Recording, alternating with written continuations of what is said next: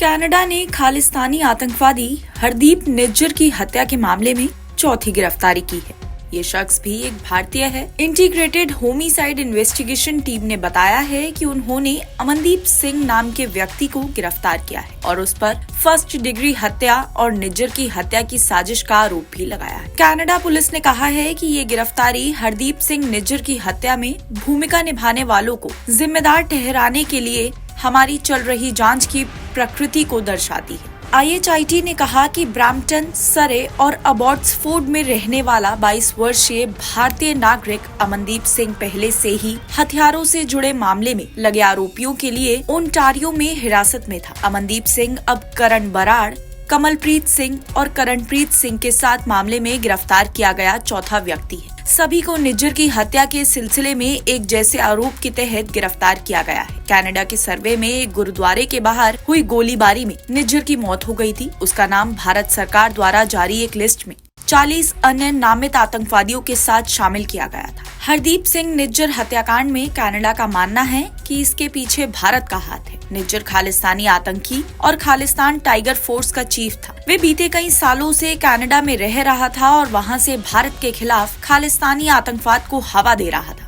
खुफिया सूत्रों के मुताबिक निज्जर भारतीय जांच एजेंसियों के लिए पिछले एक साल में इसलिए और भी ज्यादा बड़ा सिरदर्द बन गया था क्योंकि उसने लॉरेंस बिश्नोई गैंग के गुर्गों को विदेशों में लॉजिस्टिक और पैसा मुहैया करवाना शुरू कर दिया था। ट्रूडो जब 2018 में भारत दौरे पर आए थे, उस समय उन्हें पंजाब के तत्कालीन मुख्यमंत्री अमरिंदर सिंह ने खालिस्तानी आतंकवादियों की एक सूची सौंपी थी जिसमें निज्जर का भी नाम शामिल था। केंद्रीय गृह मंत्रालय ने 2020 में निज्जर को आतंकी घोषित कर दिया था। 2010 में पटियाला के एक मंदिर के बाहर हुए बम विस्फोट में उसके खिलाफ FIR दर्ज की गई थी। उस पर हिंसा भड़काने, आतंकी गतिविधियों को बढ़ावा देने सहित कई मामलों में पुलिस को तलाश थी। भारत ने हरदीप सिंह निज्जर को डेजिग्नेटेड टेररिस्ट यानी आतंकवादी घोषित किया था। NIA ने उस पर 10 लाख का इनाम भी घोषित कर दिया था। निज्जर की हत्या में भारतीय भूमिका के कनाडा के आरोपों के बाद भारत कनाडाई संबंधों में गिरावट भी आई थी। भारत ने पहले ट्रूडो और उनकी पार्टी पर खालिस्तानियों को लुभाने के लिए वोट बैंक की राजनीति का आरोप भी लगाया था।